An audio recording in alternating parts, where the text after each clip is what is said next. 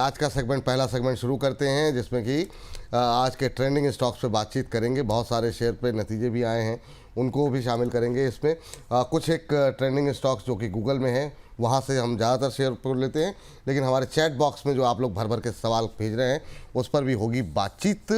उनमें जो सबसे ज़्यादा सवाल आएंगे उस पर हम बातचीत करेंगे। तो शुरू करते हैं, आज का आगाज़ करते हैं। मुथूट फाइनेंस के रिजल्ट ज़रा एक बार दिखा दीजिए।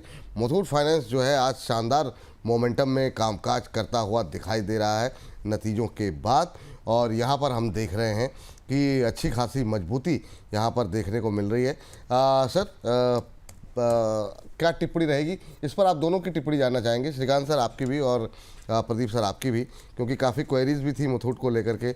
बहुत लोग आज की इस रैली में ख़रीदना भी चाह रहे हैं और बहुत लोग ऐसे भी हैं जो कि जानना ही चाह रहे हैं कि लोअर लेवल पे पड़े हुए हैं तो क्या करना चाहिए। सर क्या टिप्पणी रहेगी? पहले श्रीकांत सर आप बताइए। देखिए, तो काफी अच्छा कॉम्बिनेशन इस पर्टिकुलर स्टॉक में हमें देखने मिला है।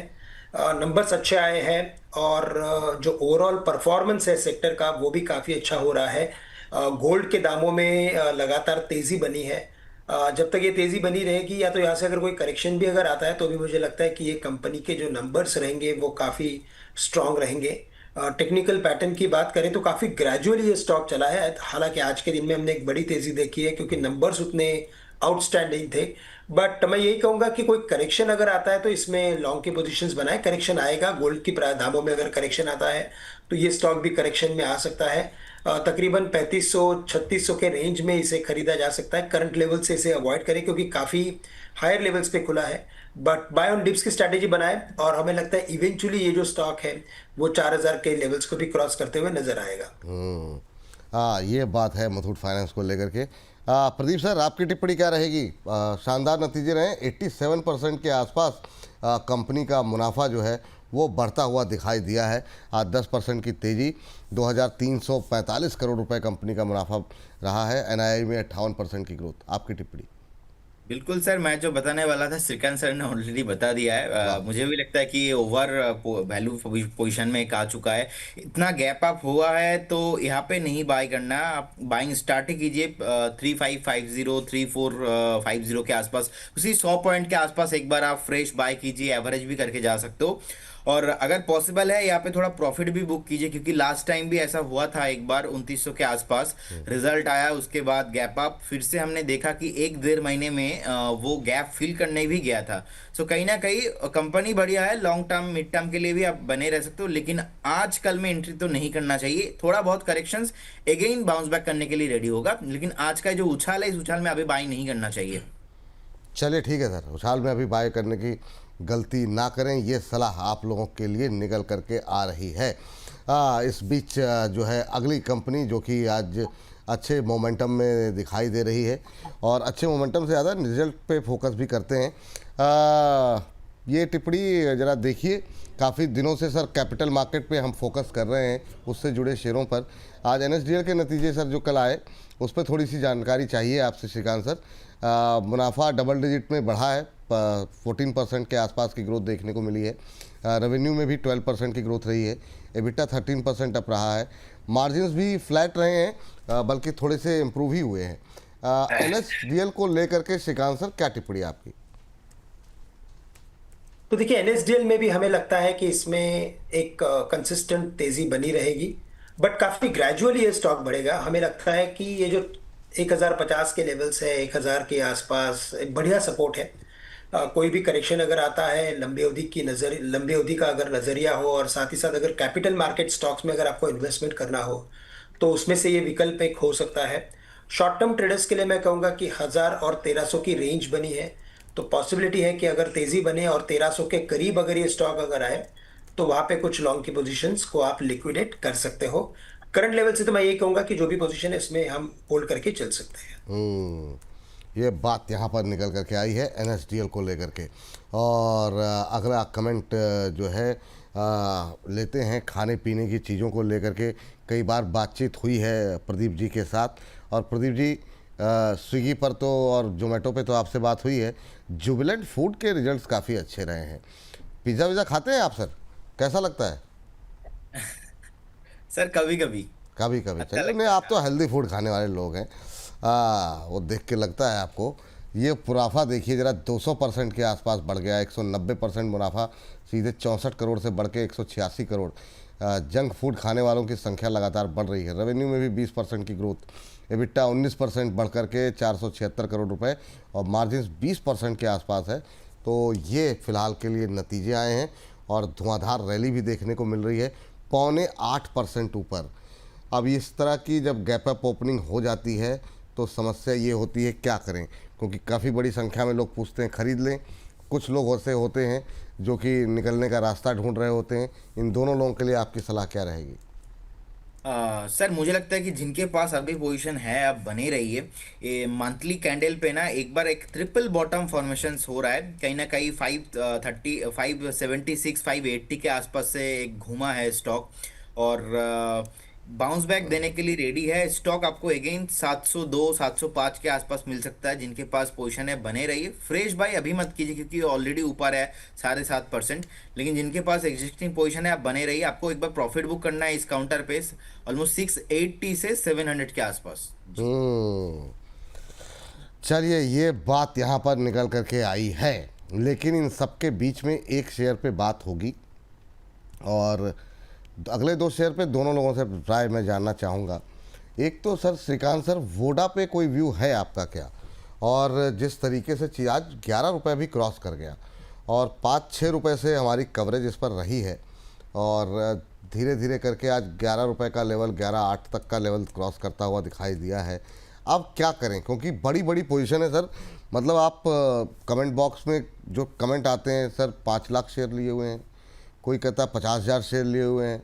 तो इस तरह की मतलब 1 रुपये के हेर फेर, 50 पैसे का हेर फेर लाखों के उनके पोर्टफोलियो को जो है ना वो इधर से उधर कर देता है। आपकी टिप्पणी वोडाफोन आइडिया पे क्या है सर अभी? तो देखिए, वैसे ये स्टॉक काफी लाइमलाइट में रहा है, न्यूज फ्लो में है। और न्यूज फ्लो में जब भी स्टॉक होता है ना, तो उसमें आपको ट्रेड करना थोड़ा मुश्किल हो जाता है, पोजिशनल व्यू लेना पड़ता है। फंडामेंटली देखा जाए तो अभी भी वीक है ये स्टॉक। अभी और बहुत सारे इसमें डेवलपमेंट्स आने बाकी है, उसी के बाद इसमें कुछ फंडामेंटल एक्टिविटी देखने मिलेगी। तो फंडामेंटल के बेसिस पे हम इसे ट्रैक नहीं करेंगे, हम बात करेंगे टेक्निकल्स के बेसिस पे इसमें क्या हो रहा है करके।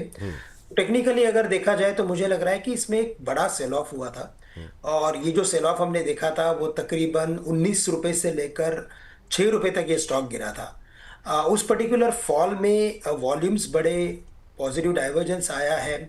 कुछ वीकली बेसिस पे ब्रेकआउट फॉर्मेशंस बने। तो उसी के बेसिस पे मुझे लग रहा है कि ये स्टॉक ग्रेजुअली 12.5 तक के लेवल्स दिखा सकता है और इवेंचुअली हमें लगता है कि 16 16.5 रुपए तक के भी दाम आ सकते हैं। तो करंट लेवल से अगर इसमें लॉन्ग पोजीशंस है तो इसमें बने रहे, क्योंकि इसमें क्या हो रहा है कि एक कंसिस्टेंट अप ट्रेंड बना हुआ है। इतनी बड़ी लिक्विडिटी के बाद, इतने बड़े वॉल्यूम्स के बाद भी ये स्टॉक लगातार नए हाई बना रहा है शॉर्ट टर्म में, जो क्लियरली इंडिकेट कर रहा है कि इसमें बेसिक इंटरेस्ट जागा हुआ है और ये स्टॉक बेस्ट केस में 16 रुपए तक के दाम ला सकता है। 16 रुपये तक के टारगेट यहाँ पर निकल करके आ रहे हैं वोडाफोन आइडिया को लेकर के, श्रीकांत सर का मानना है। प्रदीप सर, अच्छा श्रीकांत सर, क्या 5-7 मिनट और हैं या क्योंकि आपका 10:30 बज गए तो मैंने चाह रहा था कि अगर आप थोड़ा समय अगर 10:40 तक हम कंटिन्यू कर सकते हैं। 10:40 तक, ठीक है सर, ठीक है। हाँ जी प्रदीप सर। सर देखिए, फंडामेंटल लेवल पे अभी भी मुझे लगता है कि कंपनी सही नहीं हुआ है। लेकिन मैंने एक चीज़ जो लास्ट 2 हफ्ते से मैं आपको बता रहा हूँ वो है साइकोलॉजी के आधार पे देखा जाए एंड ओवरऑल जो चीज़ें डेवलपमेंट हो रहा है अगर देखा जाए, एक बार लगता है मुझे 13-14 तक तो जाने के लिए रेडी है। लेकिन फ्रेश यहाँ पे इन्वेस्ट करना बहुत रिस्की हो सकता है क्योंकि बहुत लाइम लाइट में रहता है। एवरी डे कुछ ना कुछ न्यूज़ आता ही है, एवरी वीक में कुछ ना कुछ न्यूज़ आ ही जाता है। सो जिनके पास पोजीशन है, लास्ट टाइम मैं स्टॉप लॉस दे रहा था 7.5 एंड अभी के लिए मैं बोलूँगा एक बार आप 9 रुपीज़ के आसपास एक स्टॉप लॉस मेंटेन करके जाइए और अपने पोजीशन को थोड़ा ट्रेल कीजिए और बने रहिए स्टॉक के साथ 13-14 ऑन द वे। बट वही लोग पैसा लगाए, वो रचित जी ऑलवेज कहते हैं ना कि डिनर का पैसा और जो आप अफोर्ड कर सकते हो लॉस उतना ही क्वांटिटी ले, ओवर पोजीशन ना बनाए क्योंकि ऑब्वियसली गवर्नमेंट का फोकस है यहाँ पे और कहीं ना कहीं गवर्नमेंट का फोकस जहाँ पे आपका भी फोकस रहना चाहिए, मैंने बार बार बताया भी है। लेकिन कहीं ना कहीं वोडाफोन आइडिया को लेकर उतना कंफर्ट नहीं मिलता क्योंकि फंडामेंटली उतना स्ट्रांग है नहीं। सेंटीमेंट के आधार पे देखा जाए तो एक बार 13-14 पॉसिबल है, वही लोग पोजीशन बनाए जिनको लॉस लेना आता है। वही लोग मतलब ये मान के चलें कि भाई ये पैसे में अगर नीचे गया, लॉस हो गया तो मतलब ऐसे नहीं कि मतलब कुछ घर के काम के लिए पैसे रखे हुए थे उसको उठा के लगा दिया, ये गलती कतई मत कीजिएगा। चलिए, इस बीच ये हो गया वोडाफोन पे व्यू।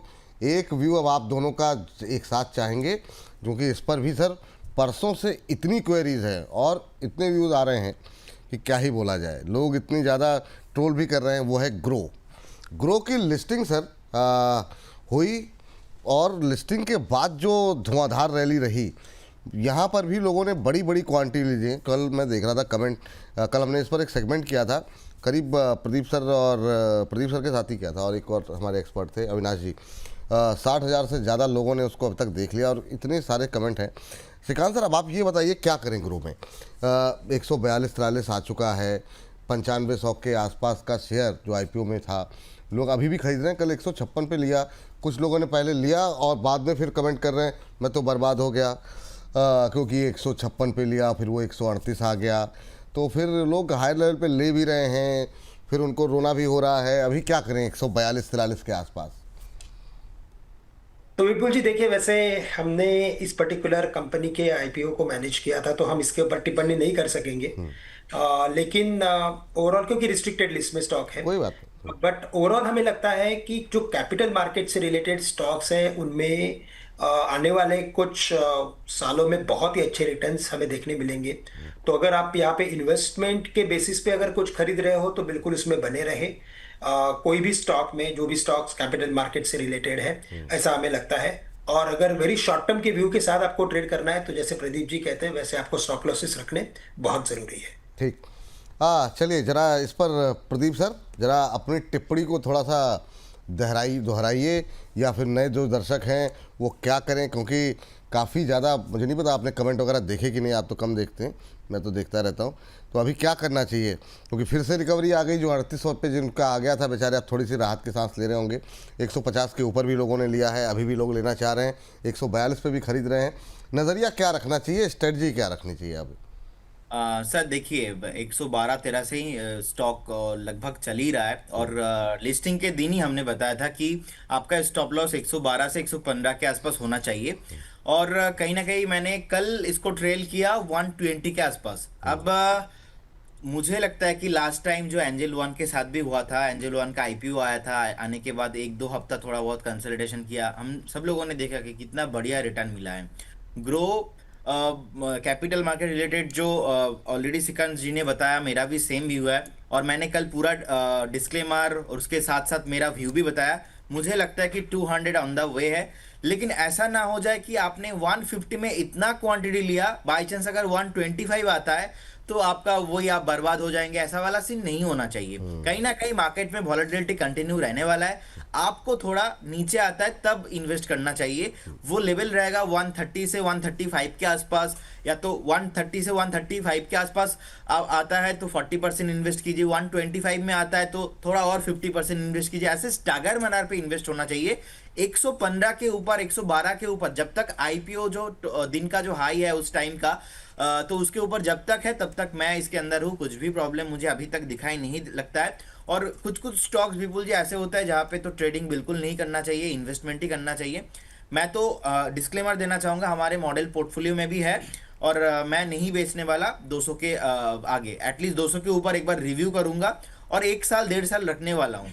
और कमेंट विपुल जी मैं देखता नहीं हूँ, क्योंकि अगर कोई स्टॉक बढ़िया चलता है, लोगों का एक्सपेक्टेशन के साथ मैच होता है, तो उनको सडनली वो भगवान मान लेते। अगर बाई चांस नहीं चलता है कुछ भी, तो सडनली वो बहुत ही नेगेटिव कमेंट करते। तो कमेंट देखूंगा तो काम नहीं हो पाएगा, इसीलिए मेरा फोकस अपने काम पे है, कमेंट देखता नहीं हूँ।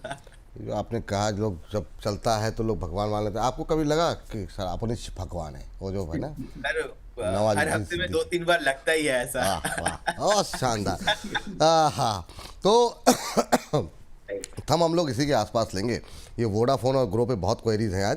तो श्रीकांत जी का मानना है 16 तक जाएगा वोडाफोन, लंबी अवधि के लिए, कल नहीं जा रहा है, इसको रखे रहिए, और जो स्ट्रेटजी बनाई गई है उसको सुनिए उसके बाद।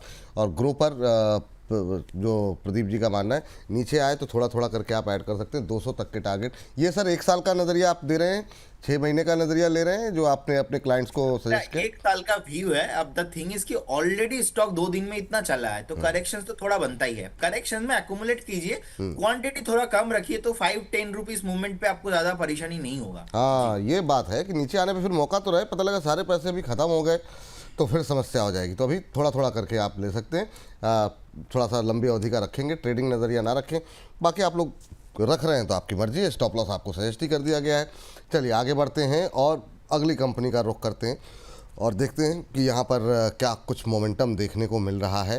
जेन टेक्नोलॉजी पे जरा राय एक जानना चाहेंगे कि अभी क्या करना चाहिए। श्रीकांत सर, आप अगर टिप्पणी कर सकें तो अभी क्या व्यू लेना चाहिए जेन टेक्नोलॉजी पे? कल भी एक अच्छा मोमेंटम बना था, आज भी जेन टेक्नोलॉजी करीब 6.5% ऊपर 1447 का लेवल आ चुका है। कैसा लग रहा है सर जेन टेक? तो देखिए, अगर इसके लॉन्ग टर्म टेक्निकल पैटर्न को देखें तो मुझे लग रहा है कि ये स्टॉक एक बड़ी रैली के बाद इसमें ये जो कंपनी थी वो 200 रुपये के करीब ट्रेड कर रही थी in the month of January 2023, 2023 की बात कर रहा हूँ मैं।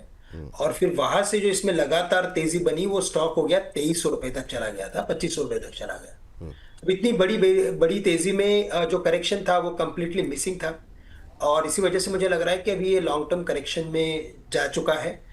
तो मल्टीपल टाइम 1300 के भाव आ सकते हैं, मल्टीपल टाइम्स मुझे लगता है कि 1700-1800 के लेवल्स आ सकते हैं।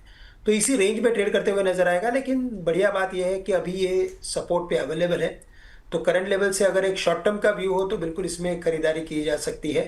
और टारगेट्स थोड़े पोजिशनल बेसिस पे रखे, टारगेट्स रखे 1750-1800 के। ठीक है सर।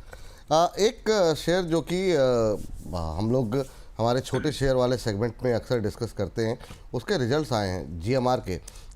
इस पर भी मैं चाहूँगा कि अगर आप लोग दोनों लोग व्यू दे सकें तो अच्छी बात रहेगी। पहले प्रदीप जी, ज़रा जीएमआर एयरपोर्ट देखिए, बहुत लंबे समय से, मुझे लगता है डेढ़ साल से ऊपर हो गया एक रेंज में फंसा हुआ। ओ फिर ये अभी अच्छे रिजल्ट है लेकिन होल्ड नहीं कर पाया ऊपर, 95 के आसपास फिर आ गया है। क्या किया जाए इस शेयर में? प्रदीप सर, आप कुछ टिप्पणी करना चाहेंगे? 6-7% एक महीने में चला तो है, लेकिन अभी भी अपने दायरे को चार्ट्स जो है वो मतलब ब्रेक नहीं कर पा रहा है, क्या करें? लास्ट 6 मंथ से मेरा एक ही स्टेटमेंट है, जब तक एक कंपनी पर्टिकुलर 102 के ऊपर सस्टेन नहीं होगा ना, इसमें प्राइस में मोमेंटम नहीं दिखाई देंगे। कल भी मैंने आपको यही बताया था। आज का भी डे हाई ऑलमोस्ट 99.19 के आसपास है, अभी 95 के आसपास है। हो सकता है कि एक बार 90 तक भी दिख जाए, लेकिन 102 के ऊपर ही एक बार मोमेंटम पॉसिबल होगा। उससे पहले तो कुछ मोमेंटम मैं नहीं देख पा रहा हूँ जी। हम्म चलिए, इस सेगमेंट को अब थोड़ी सी हम लास्ट की तरफ जा रहे हैं और श्रीकांत सर का टाइम हो गया। जाने से पहले सर एक जरा कमेंट मार्केट पे कर दीजिए, क्या करना चाहिए, क्योंकि अभी जो है 108 अंक नीचे अब निफ्टी हो गया है। और अगर जो अभी जो रुझान है उसमें, हालांकि अभी भी एनडीए 173 पे, अभी तक के रुझान वो एनडीए की सरकार बनते हुए दिखाई दे रहे हैं। हालांकि ये शुरुआती रुझान है, मुझे लगता है 12 बजे से पहले कुछ भी टिप्पणी करना इन रुझानों पर थोड़ा सा जल्दबाजी हो जाएगी। लेकिन श्रीकांत सर, जाने से पहले आपका व्यू क्या होगा मार्केट को लेकर? तो देखिए, विद शॉर्ट टर्म व्यू मुझे यही लग रहा है कि 25,700 ये काफी इंपॉर्टेंट सपोर्ट लेवल है मार्केट के लिए। और 25,700 के स्टॉप लॉस के साथ आप पोजीशंस में लॉन्ग बने रहे। 25,700 के नीचे की अगर क्लोजिंग अगर आती है तो फिर हमें करेक्शन बढ़ते हुए नजर आएगा। 25,500, 25,550 तक के लेवल्स हमें दिखाई दे सकते हैं। लेकिन ओवरऑल मुझे यही लग रहा है कि 25,700, 750 के रेंज में एक बढ़िया सपोर्ट है, और इन लेवल से हमें एक रिबाउंड भी देखने मिल सकता है। ये मेरा व्यू है। चलिए ठीक है सर। कोई डिस्क्लोजर सर आपकी तरफ से? तो डिस्क्लोजर यही है कि कई सारे स्टॉक्स हमने आज डिस्कस किए, और कई सारे स्टॉक्स में हमने हमारे क्लाइंट्स के साथ, हमारे ग्रुप ऑफ कंपनी के साथ भी पास्ट में डिस्कस किए हुए हैं, तो उनके पास शायद पोजीशन इसकी हो सकती है, लेकिन मेरा इसमें निजी निवेश नील है। तो यही हमारा डिस्क्लेमर है। थैंक यू सर, बहुत अच्छा लगता है। अब मतलब समय कैसे बीतता है आपके साथ पता नहीं लगता। अभी भी लग रहा है ऐसे 2 ही 4 मिनट हुए। अगली बार से थोड़ा सा ज़्यादा समय आपसे लेंगे। थैंक यू सर, बहुत बहुत धन्यवाद सर आज की चर्चा में जुड़ने के लिए, बहुत बहुत धन्यवाद। चलिए आगे बढ़ते हैं और अगली टिप्पणी के लिए चलते हैं हम प्रदीप जी के पास और देखते हैं यहाँ पर क्या कुछ गतिविधियाँ। आज क्या पी रहे हैं सर? ये तो कॉफ़ी तो नहीं लग रहा है, ये मतलब क्या है ये अच्छा म्यूट करके बोल रहे हैं आज। नींबू चाय सर। हाँ, नींबू चाय। हाँ। मतलब लग तो नहीं रहा है, चलिए ठीक है, लेकिन आप कह रहे हैं तो मानना ही पड़ेगा। चलिए ठीक है। ये हमारी पैनल की तरफ से जो है पैनल प्रोड्यूसर साहब कह रहे हैं कि जिस तरीके से एनडीए जीत रही है उसी तरीके का आपने ड्रिंक भी बना लिया अपना। तो अभी चुनाव के रुझानों को देख के ड्रिंक ले रहे हैं आप। क्या ही कहा जाए, देखिए ज़रा। अभी 173 सीट पे आगे चल रही है एनडीए, 66 पे चल रहा है महागठबंधन आगे। शुरुआती रुझान अभी तक एनडीए के पक्ष में दिखाई दे रहे हैं, लेकिन अब 12 बजे के बाद थोड़ा सा मतलब कहने की और उस पर डिस्कशन की स्थिति होगी।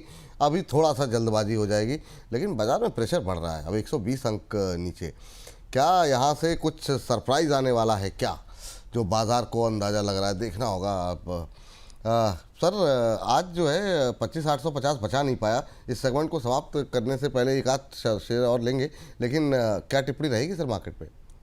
सर अभी तक चार्ट में कुछ भी बाउंस बैक का संकेत नहीं दिखाई दे रहा है। उल्टा जो सपोर्ट है वो एक्चुअल में देखा जाए तो 25,650 के आसपास है। मतलब यहाँ से भी 100 पॉइंट नीचे एक बार आ सकता है। बाजार घूमेगा जब 25,850 इसके ऊपर क्लोजिंग मिलेगा। अब इसके ऊपर 15-10 मिनट टिकने के बाद ही थोड़ा और बाउंस बैक देखने को मिलेगा आपको 26,000 एंड उसके ऊपर। एंड 26,000 पे भी एक रेजिस्टेंस है, तो कहीं ना कहीं मोमेंटम अभी भी सर नेगेटिव है, नीचे की तरफ ही है। 26,000 के ऊपर तो डेफिनेटली उसके बाद 200-300 पॉइंट का एक शॉर्ट कवरिंग मूव आपको देखने को मिलेगा। लेकिन 25,850 इसके ऊपर 100 पॉइंट आपको मिल सकता है, लेकिन अभी भी चार्ट में तो नहीं आ रहा है, तो एक बार अवॉइड करने का सलाह अभी भी होगा। अभी भी जो है अवॉइड करने की ही सलाह यहाँ पर निकल करके आ रही है। लेकिन इन सबके बीच में जो है एक शेयर जो बुरी तरह टूटा है, उस पर आपकी राय जानना चाहेंगे। और नतीजे जो आए हैं सर, वोल्टास के नतीजे तो काफ़ी ख़राब रहे ही रहे। वहाँ पर प्रेशर बढ़ता हुआ दिखाई दे रहा है। इस पूरे सेक्टर को लेकर के अब क्या फिर से कोई रणनीति बनानी चाहिए? क्या टिप्पणी रहेगी आपकी? ब्लू स्टार हालांकि रिकवर कर गया, अभी क्या करना चाहिए? वोल्टास रिकवर कर रहा है सर। तो रिकवर हो जाएगा ऑलमोस्ट। आप देखिए डे हाई पे है 1363, डे हाई है 1360 के आसपास का। आज डे हाई के आसपास ही अभी ट्रेड हो रहा है। सो कहीं ना कहीं अब 1299 के आसपास डे लो था। मुझे लगता है कि शॉर्ट टर्म में अभी कोई मोमेंटम ज़्यादा नहीं मैं एक्सपेक्ट करके चल रहा हूँ, लेकिन जैसे ही स्टॉक थोड़ा बहुत 1-2 हफ्ता आप टाइम देंगे, फिर से बाउंस बैक करके आपको 1550-1600 के आसपास प्राइस मिल सकता है। हाईली पॉसिबिलिटीज है, क्योंकि गिरा बहुत है, ओवरसोल्ड पोजीशन पे अभी भी है। बिल्कुल बने रहिए जिनके पास पोजीशन है। हम्म, ये बात है। तो अभी कुछ खरीद सकते हैं क्या सर? क्योंकि काफ़ी पिटाई हुई थी, इसकी रिजल्ट ख़राब थे, लेकिन काफ़ी हद तक डिस्काउंटेड हो चुके थे। इस वजह से शायद ये रिकवरी है। सर एज ए इन्वेस्टमेंट मुझे लगता है कि आपको करना चाहिए, लेकिन 1-2 दिन का जो व्यू होता है ट्रेडर्स उनके लिए नहीं है। अगर आपके पास मिनिमम 1 क्वार्टर है, 2 क्वार्टर है, तब आप बाई करके जाइए। मुझे लगता है कि 1550-1600 के भाव तो मिनिमम आना ही चाहिए जी। चलिए, इस सेगमेंट को अब यहाँ पर हम करते हैं समाप्त। इसको हम करेंगे 11:30 बजे के आसपास।